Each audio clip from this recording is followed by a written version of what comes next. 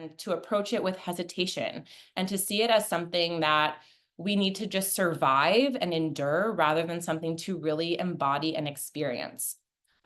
So in this space, we are really just reclaiming what was always ours. So this is what I feel so passionately about, and why we have to train for birth, not because we aren't built for it, but because we need to remember it.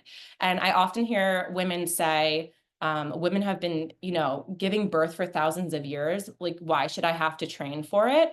And the answer is because we no longer really live in a world that naturally conditions us for birth. Our bodies were once primed for this through, just active time on it.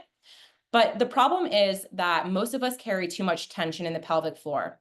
So when the pelvic floor is tight, birth is longer and more painful. But when we can learn to release it, the baby descends smoothly. And birth isn't just about, strength of the pelvic floor. I love to chat about, which is the sphincter law.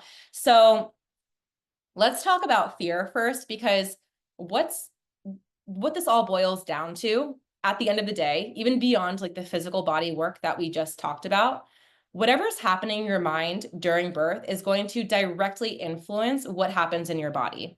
So really, like, maybe we should have started here, but when women go into labor with some unresolved fears, whether they even, believe that they have fears or not, whether it's the fear of pain, the fear of losing control, the fear of birth itself, the body will listen to that and respond. Your nervous system really can't differentiate between real danger and perceived danger. So if you're thinking, I'm in danger, this is going to be painful, your body is actually going to, so really, really important work.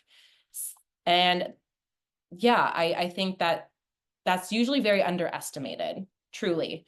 So then we have two segments left here that make up this whole thing.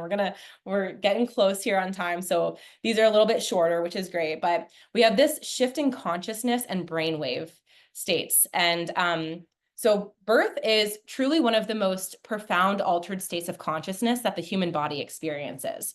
It's both, again, a physiological and a neurobiological process, meaning that in order for labor to progress, the brain must shift into a different state entirely. So understanding this shift and preparing for it is one of the most critical things you can do to support your birth experience.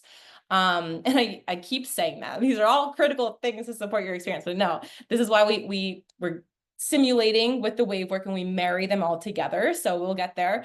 But let's talk about brain waves, because that might be a little bit foreign to you, maybe not. But on a normal day, for example, you exist in beta waves.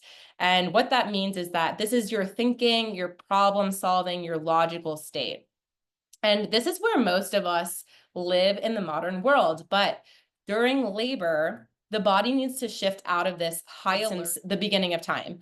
When we integrate these into labor, we create a state of active surrender where the body opens without force and the mind stays anchored, right? So we talked about the mind already. And when we add in some rhythm and ritual, we can kind of like anchor all of this together, and then birth can unfold with ease. So rhythm is the bridge between effort and ease. And when we move in rhythm, we create predictability for ourselves, right? This is the predictability we're talking about.